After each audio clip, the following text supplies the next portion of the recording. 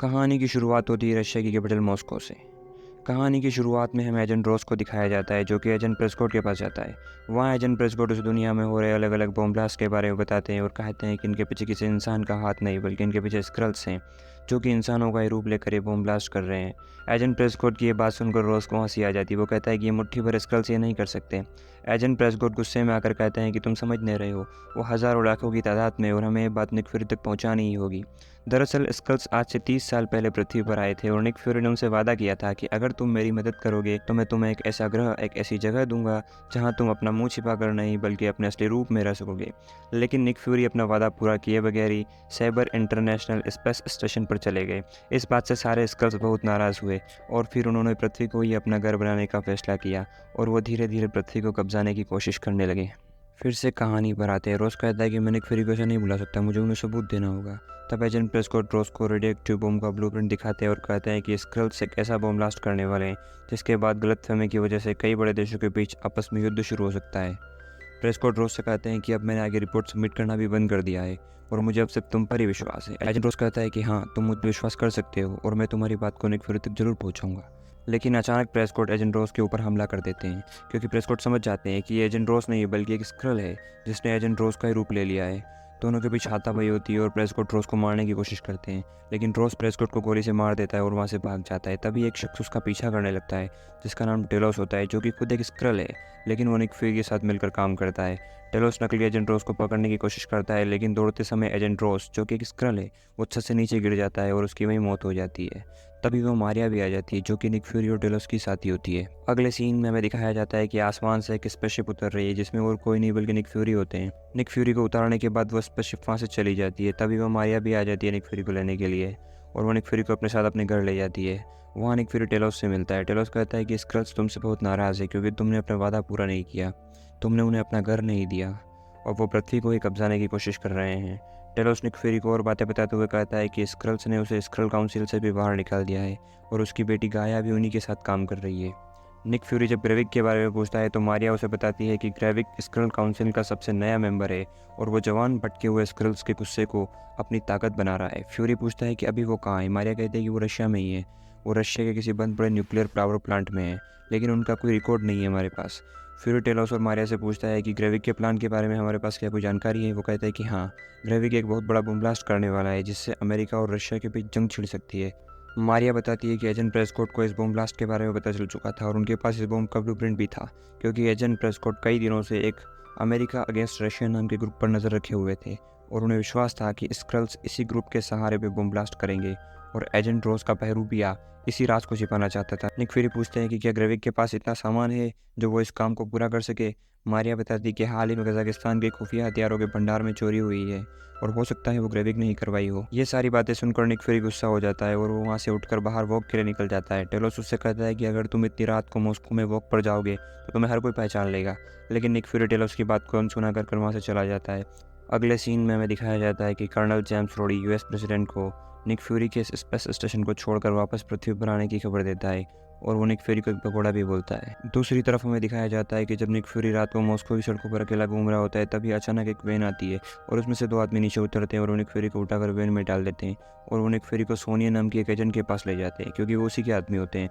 Sonia MI6 की agent होती है। सोनिया खुद भी निक फ्यूरी की तरह स्क्रल्स को पृथ्वी पर कब्जा करने से रोकना चाहती है। वैसे सोनिया और निक फ्यूरी दोनों एक दूसरे को काफ़ी लंबे टाइम से जानते हैं। निक फ्यूरी सोनिया से कजाकिस्तान के ब्लैक मार्केट में हुई हथियारों की चोरी के बारे में पूछता है। सोनिया कहती है कि मुझे इसके बारे में कुछ नहीं पता। निक फ्यूरी सोनिया को साथ मिलकर काम करने का ऑफर देता है, लेकिन सोनिया कहती है कि नहीं, मैं तुम्हारे साथ काम नहीं कर सकती। सोनिया कहती है कि तुम्हारे अंदर अब वो पहले वाली बात नहीं रही, तुम कमज़ोर हो चुके हो फ्यूरी। अगर तुम वो पहले वाले निक फ्यूरी होते तो मेरे आदमी तुम्हें पकड़ ही नहीं पाते। सोनिया कहती है कि एक दोस्त के नाते मैं तुम्हें सलाह देती हूँ, तुम वापस स्पेस स्टेशन पर चले जाओ क्योंकि ये जंग तुम्हारे बस की नहीं है। इसके बाद निक फ्यूरी वहाँ से चला जाता है। दूसरी तरफ हमें बीटो नाम का एक शख्स दिखाया जाता है जो कि एक स्क्रल है। यह स्क्रलोस के सभी लोगों के साथ रहने के लिए, उनके साथ शामिल होने के लिए आया होता है। स्क्रलोस एक ऐसी जगह है जहाँ सारे स्क्रल्स रहते हैं, जो कि एक बंद पड़ा हुआ न्यूक्लियर पावर प्लांट है। जब बीटो वहाँ पहुँचता है तो गार्ड्स उसे वहाँ रोक लेते हैं। तभी वहाँ गाया नाम की एक लड़की आ जाती है जो कि टेलोस की बेटी होती है। गाया बीटो से पूछती है कि तुम यहाँ क्यों आए हो। वो कहता है कि मैं अपने लोगों के बीच रहना चाहता हूँ। गाया कहती है कि अपने असली रूप में आओ। तब बीटो उसे अपना असली रूप दिखाता है। तब गाया उसे अंदर आने देती है और अपने साथ अंदर ले जाती है। अंदर जाके बीटो देखता है कि यहाँ बच्चे, बूढ़े, जवान सभी तरह के स्क्रल्स एक साथ हंसी खुशी से रह रहे हैं। वैसे यहाँ सभी स्क्रल्स को बाहर जाने की ज़रूरत नहीं होती है। बाहर सिर्फ वही स्क्रल्स जाते हैं जो कि ग्रेविक का इस मिशन में साथ दे रहे होते हैं। अगले सीन में हमें वो जगह दिखाई जाती है जहाँ ग्रेविक ने अमेरिका अगेंस्ट रशिया नाम के ग्रुप के लोगों को बंदी बनाकर रखा हुआ होता है। दरअसल ये स्क्रल्स इस ग्रुप के लोगों को बंदी बनाकर इनका रूप ले लेते हैं और उन्हें एक मशीन पर लगाकर इनकी याददाश्त को भी कॉपी कर लेते हैं। तभी हमें एक स्क्रल्स को दिखाया जाता है जो कि एक प्रिजनर का रूप ले लेता है और उसके सर पर हाथ रखकर उसकी याददाश्त अपने दिमाग में कॉपी कर लेता है।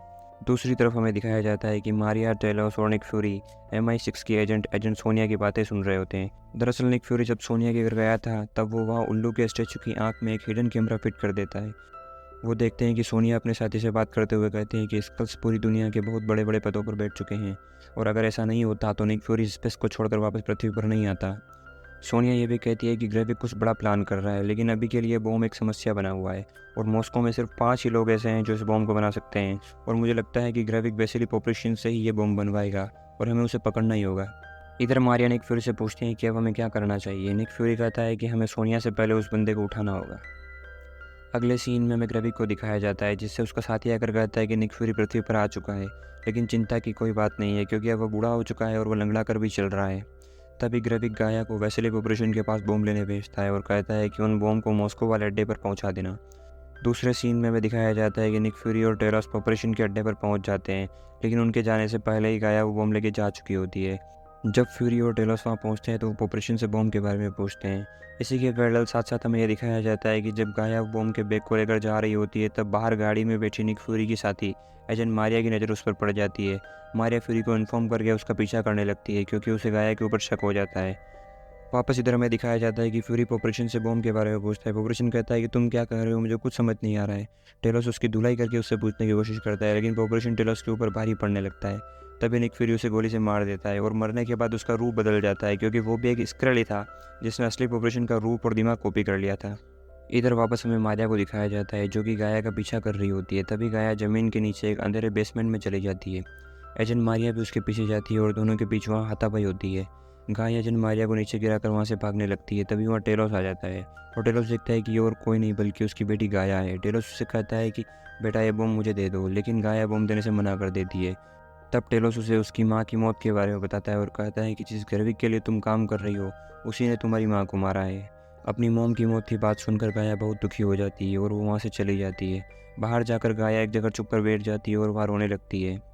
अगले सीन में हमें दिखाया जाता है कि गाया रात को अपने पिता टेलोस से मिलने के लिए आती है। गाया टेलोस को बताती है कि उनका कल का प्लान तय हो चुका है और वो कल वसेदिनिया स्क्वायर नाम की जगह पर 3 बम ब्लास्ट करेंगे और जो ये 3 जने ये बम लेकर जाएंगे उनमें एक वो भी होगी। गाया कहती है कि मैं हर बैग के ऊपर इंफ्रारेड स्प्रे कर दूंगी जिससे आपको पता चल जाएगा कि बम किस बैग में है। टेलोस गाया से कहता है कि अगर आज तुम्हारी माँ जिंदा होती तो वो ये देखकर बहुत खुश होती कि तुम वापस से सही रास्ते पर आ गई हो। इसके बाद गाया वहाँ से वापस चली जाती है। उसके बाद टेलोस ये बात निक फ्यूरी और एजेंट मारिया को बताता है कि गाया अब उनके साथ है। अगले सीन में हमें वसेदिनिया स्क्वायर दिखाया जाता है जहाँ बॉम्ब ब्लास्ट होने वाला है। यहाँ फ्यूरी, मारिया और टेलोस गाया का इंतजार कर रहे होते हैं क्योंकि गाया यहाँ बॉम्ब लेकर आने वाली है। तभी उन्हें गाया दिख जाती है और वो सभी अलर्ट हो जाते हैं। मारिया कहती है कि गाया के पास 2 बैग हैं और याद रहे हम बैग्स को ट्रैक करेंगे ना कि इंसानों को। फ्यूरी कहता है कि सेंट्रल मॉस्को में बहुत सारे बैग हैं, उन बैग को हम कैसे पहचानेंगे। तब टेलोस कहता है कि गाया ने हमारे लिए उन पर इंफ्रारेड स्प्रे की हुई है। तब फ्यूरी अपने चश्मे से उन बैग पर स्प्रे की गई इंफ्रारेड्स को डिटेक्ट करता है और कहता है कि एक बैग नॉर्थ ईस्ट की तरफ जा रहा है और एक बैग साउथ की तरफ जा रहा है। मारिया और टेलोस उन बैग्स का पीछा करने लगते हैं। निक फ्यूरी वहीं खड़ा होकर उन पर नज़र रखता है। तभी फ्यूरी को एक बच्ची दिखाई देती है जो कि उसे बहुत ही अजीब ढंग से देख रही होती है। फ्यूरी उसका पीछा करता है। आगे फ्यूरी देखता है कि वो बच्ची एक एक करके अपना रूप बदलने लगती है। वो कभी एक आदमी का रूप ले लेती है तो कभी एक जवान लड़की का। दूसरी तरफ हमें दिखाया जाता है कि मारिया और टेलोस जिन 2 लोगों का पीछा कर रहे होते हैं वो उन बैग्स को उनके ऊपर फेंक कर वहीं से भाग जाते हैं। जब मारिया और टेलोस उन बैग्स को अंदर से खोल कर देखते हैं तो वो बैग अंदर से खाली होते हैं क्योंकि दरअसल ये स्क्रल्स की चाल होती है। गाया ने उनसे झूठ बोला होता है फ्यूरी और उसके साथियों का असली बैग से ध्यान भटकाने के लिए। वापस हमें इधर दिखाया जाता है कि वो बच्ची जो निक फ्यूरी को बड़ा अजीब ढंग से देख रही होती है वो और कोई नहीं बल्कि ग्रेविक होता है। जब फ्यूरी ग्रेविक को देखता है तो उसे मारने के लिए गोली चलाने लगता है, लेकिन ग्रेविक बॉम्ब के रिमोट का बटन दबा देता है और एक एक करके बॉम्ब ब्लास्ट होने शुरू हो जाते हैं। चारों तरफ अफरा तफरी मच जाती है और लोग जान बचाकर भागने लगते हैं। तभी फ्यूरी ग्रेविक को मारने के लिए उसका पीछा करता है, लेकिन ग्रेविक वहाँ से गायब हो जाता है और ग्रेविक फ्यूरी का ही रूप लेकर एजेंट मारिया के सामने जाता है और वहाँ उसे गोली से मार देता है। उसके बाद ग्रेविक वहाँ से चला जाता है। तभी असली निक फ्यूरी वहाँ आता है। मारिया उसे कहती है कि तुमने मेरे ऊपर गोली क्यों चलाई? फ्यूरी कहता है कि नहीं, मैंने नहीं चलाई। तभी इतने में मारिया की मौत हो जाती है और उसी समय हमें दिखाया जाता है कि पीछे से कोई आता है और वो निक फ्यूरी को पकड़ कर ले जाता है। और इसी के साथ ये एपिसोड यहीं ख़त्म हो जाता है। अब वो कौन था और वो निक फ्यूरी को पकड़ कर क्यों ले गया, ये अब हमें अगले एपिसोड में पता चलेगा। और अगला एपिसोड देखने के लिए हमारे चैनल को सब्सक्राइब कीजिए।